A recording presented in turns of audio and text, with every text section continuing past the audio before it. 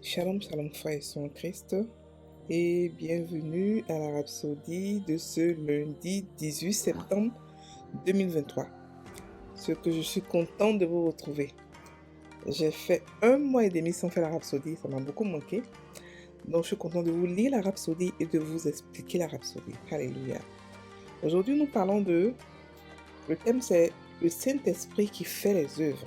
Alléluia. Et le verset est pris de Jean 14, verset 10 qui nous dit: ne crois-tu pas que je suis dans le Père et que le Père est en moi?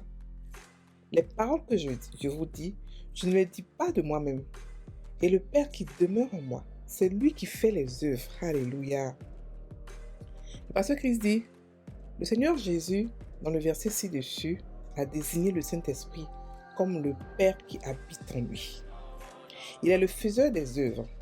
Oui, nous ne voyons pas le Saint-Esprit et nous ne pouvons pas le toucher ou entrer en relation avec lui par nos sens.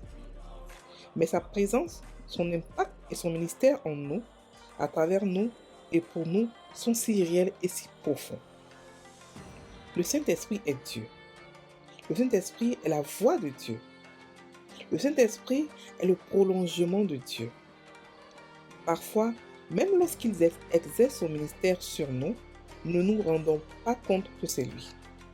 Par exemple, dans Matthieu 7, versets 13 à 17, lorsque Jésus a demandé à ses disciples: qui dit-on que je suis?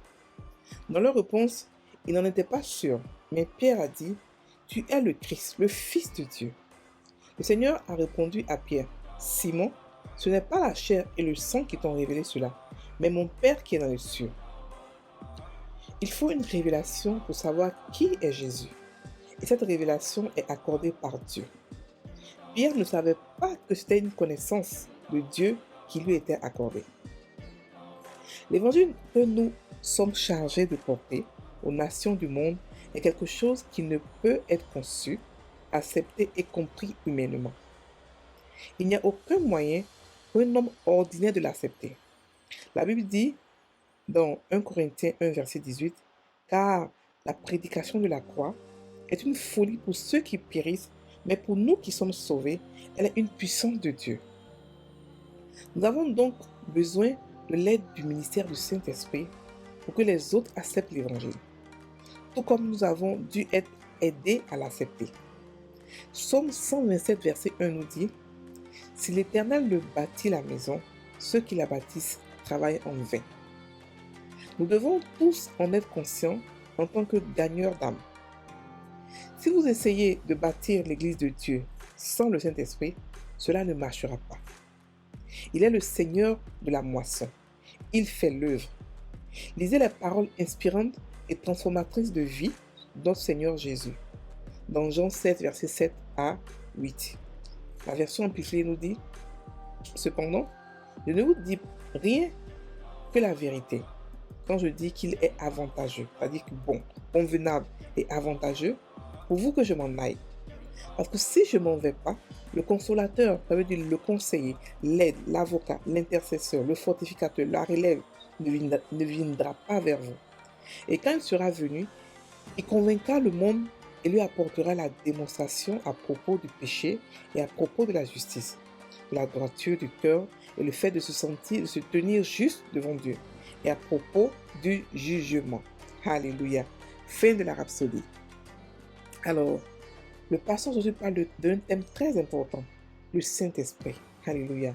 Il nous explique que sans le Saint-Esprit, il est impossible de pouvoir toucher les âmes. Il nous explique que Jésus lui-même, en tant que Jésus, en tant que Fils de Dieu, a eu besoin du Saint-Esprit. Il avait une intimité, une complicité, une communion avec le Saint-Esprit. Et que sans lui, c'était impossible de faire son ministère. Ici, il nous explique que le Saint-Esprit est le Père qui habite en lui. Le Saint-Esprit n'est pas un oiseau, il n'est pas une colombe. Il n'est pas quelqu'un qui vient et qui repart. C'est une personne. On l'appelle la personne du Saint-Esprit. Parce qu'on peut le voir. La Bible dit qu'il est en nous et il est avec nous.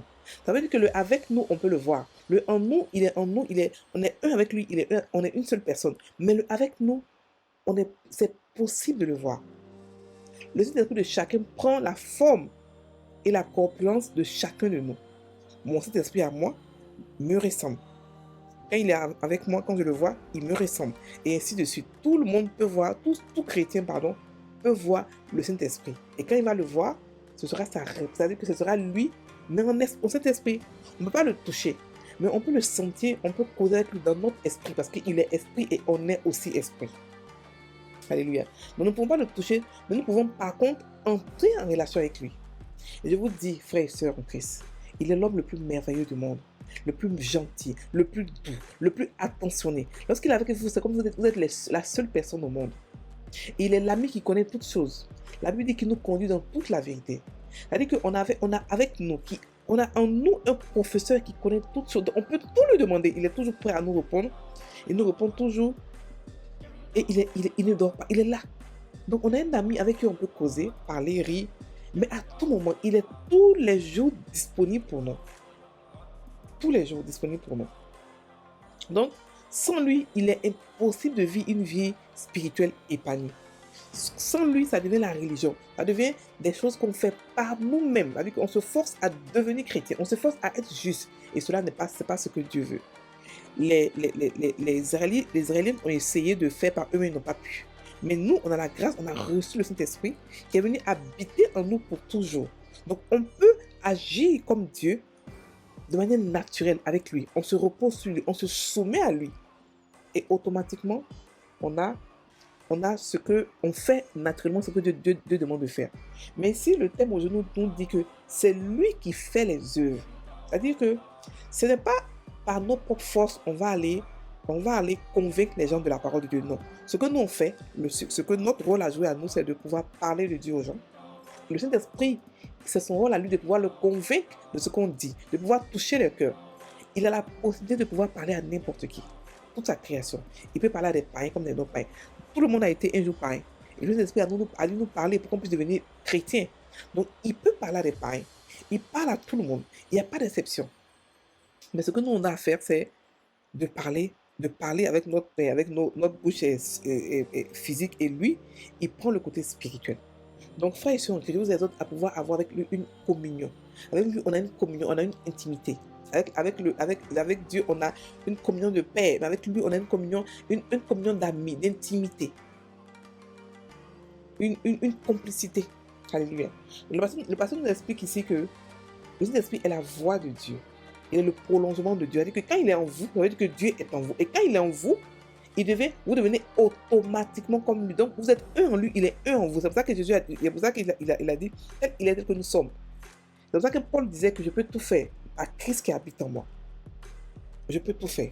Parce qu'il est en nous. Donc, imaginez l'homme le plus puissant, la création, celui qui a créé toute la terre. Il est venu habiter. C'est-à-dire qu'on est devenu son église. Ça veut dire qu'on est devenu de l'église de Dieu. C'est là que Dieu se recueille. C'est là qu'il aime être. La Bible dit qu'il a rêvé d'être avec nous pendant des années, pendant des siècles, de venir habiter en nous. Maintenant, son rêve a été réalisé.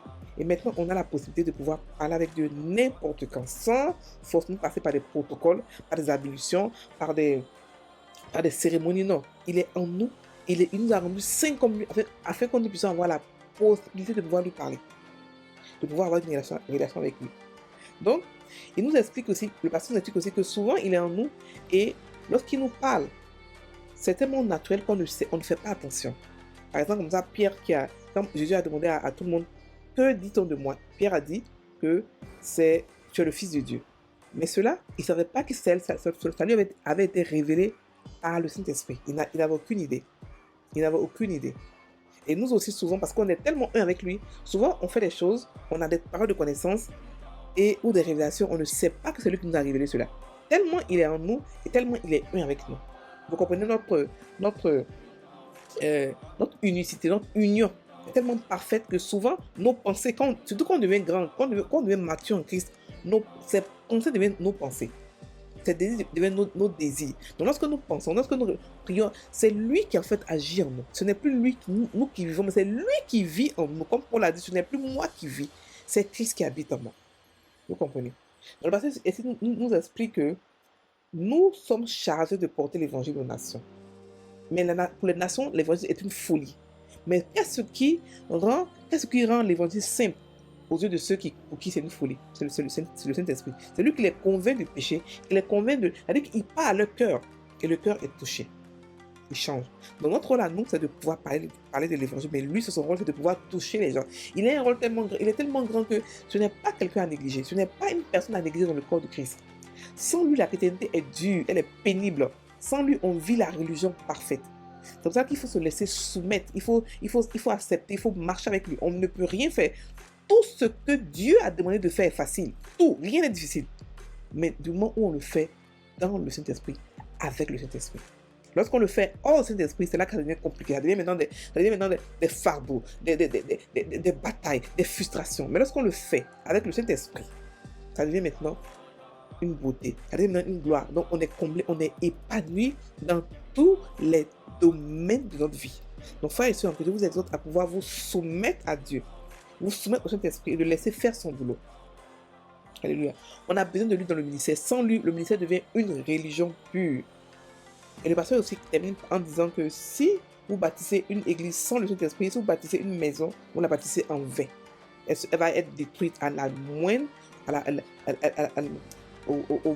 moindre difficulté, elle sera détruite. Alléluia. On va maintenant prendre la prière. Cher Saint-Esprit, je te remercie car tu es celui qui agit efficacement en moi pour vouloir et faire la volonté du Père. Je suis sensible à ta direction et à tes conseils.